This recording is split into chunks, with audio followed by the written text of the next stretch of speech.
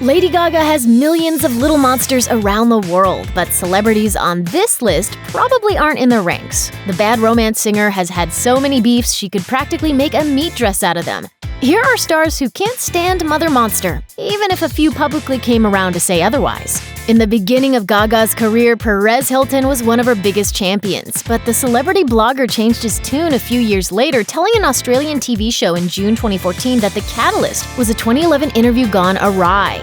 Hilton claimed a question he asked Gaga about her then-boyfriend set the songstress off, saying, And the fact that I even brought up that she had a boyfriend made her livid, and she stormed off the set and stopped the interview. Gaga's interpretation was pretty different, though the timeline matched up in terms of the ill-fated 2011 interview. The Born This Way singer told Howard Stern in a November 2013 interview, "He started asking me really terrible questions, and he was being very negative about Born This Way, and we had a lot to drink. He was supposed to be my friend, and I felt betrayed, so I started crying. He's just mad that I don't want to hang out anymore because I don't want to be around fake people." Lady Gaga was slated to collaborate with rapper Azealia Banks on a track called Red Flame for Art Pop, but the song was never officially released and didn't make the album. Banks then accused Gaga of stealing the track, even though Mother Monster never actually released it. The Chasing Time rapper also went as far to accuse Gaga of copying mermaid aesthetics from her and alleged that the title of her third studio album, Art Pop, was stolen from her own self-proclaimed genre name, Witch Hop. Gaga never responded directly to Banks, but did tell fans in 2013 she has a bad attitude. Not to be outdone, Banks mocked Gaga for supporting Hillary Clinton in the 2016 election. Lady Gaga was accused of copying the Queen of Pop for much of her career, but Madonna never actually commented on it until a 2020 interview in January 2012.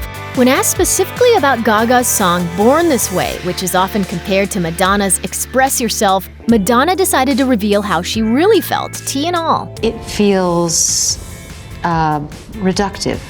Is that good? Look it up. Madonna kept quiet until February 2015 when she sassed to Rolling Stone, "The only time I ever criticized Lady Gaga was when I felt like she blatantly ripped off one of my songs. It was just that one issue. And everybody's obviously run with it and turned it into a huge feud, which I think is really boring. I don't care anymore." Lady Gaga and Christina Aguilera get along beautifully now and even collaborated on a remix of Gaga's song Do What You Want, but they had a pretty vicious history thanks to their respective teams. Aguilera seemed to start the beef, telling the Los Angeles Times in November 2008, "This person, Lady Gaga, was just brought to my attention not too long ago. I'm not quite sure who this person is, to be honest. I don't know if it is a man or a woman. I just wasn't sure." Rude. A month later, Gaga reportedly responded to Aguilera's comments by saying, "Well, it was very flattering when it happened. A lot of people in America didn't know who I was until that whole thing happened. It really put me on the map in a way." Well, that's one way to look at it. In June 2010, Lady Gaga caused a stir when she sat in Jerry Seinfeld's box at a New York Mets game wearing only a bra, cheeky shorts, and raised her middle finger at the crowd.